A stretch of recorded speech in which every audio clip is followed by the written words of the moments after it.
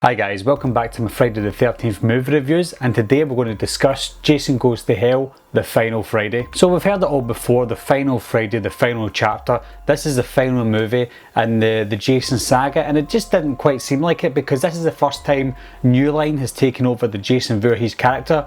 I don't know what kind of plans they had for Jason at this point in time, but the plans didn't look good at all. At the start of this movie, things were looking promising. We were finally back at Camp Crystal Lake. We went away in Manhattan.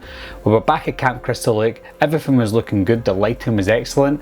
The way that the camera moved, everything looked quite original to what the original Friday the 13th franchise was looking like.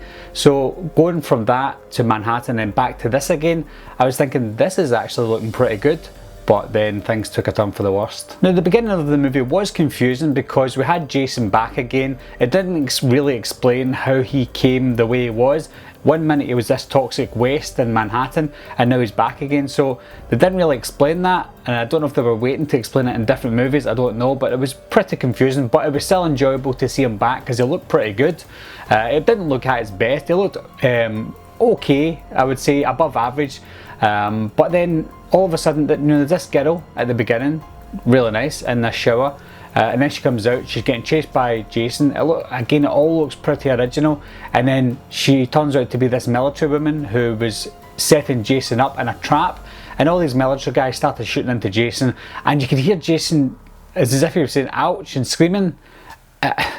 It was bizarre, and again that's where the part of the movie took the turn that I was talking about. If you thought the storyline for part 5 with Roy was bad or confusing, this one's even worse. Now they changed the whole mythology of Jason. Now he's this spirit. He was this spirit all along apparently, and he could go into all different bodies, but the only way he could do that was for that person to eat his heart, and he makes them eat his heart. He goes into their body and he's still them, but he's himself in spirit, so when he walks past mirrors and things, you can see his reflection in the mirror.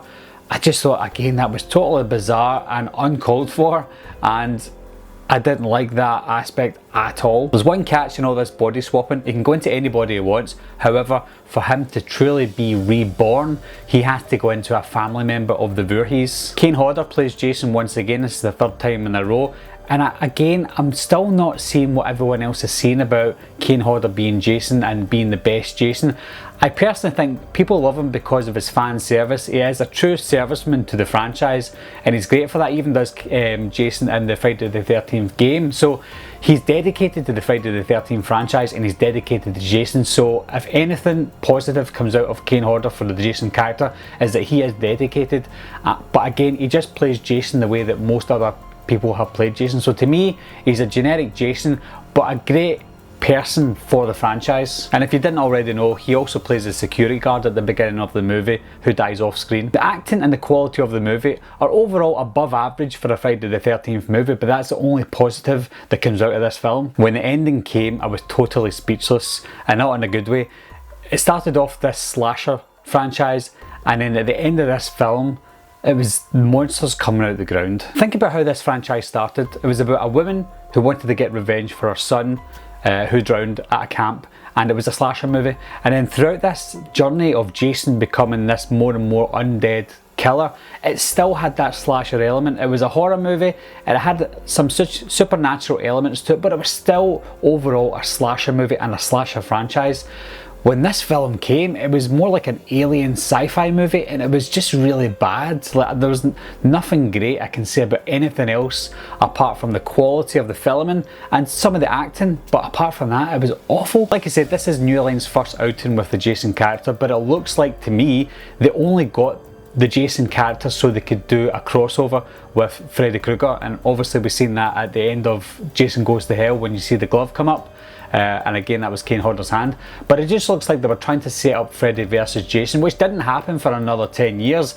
So you could tell that they got the rights to the character too fast, and they just didn't know what to do with him. Overall, it was a complete mess of a movie. It was quite fun to see Freddy's glove come up at the end, but that's about it. Other than that, the movie was just a complete mess. So what do you guys think about this movie? Do you think it's one of the worst in the franchise? If not, I'd love to hear your thoughts. Leave your comments down below. Anyway guys, thanks a lot for watching, thanks for subscribing, and I'll see you soon.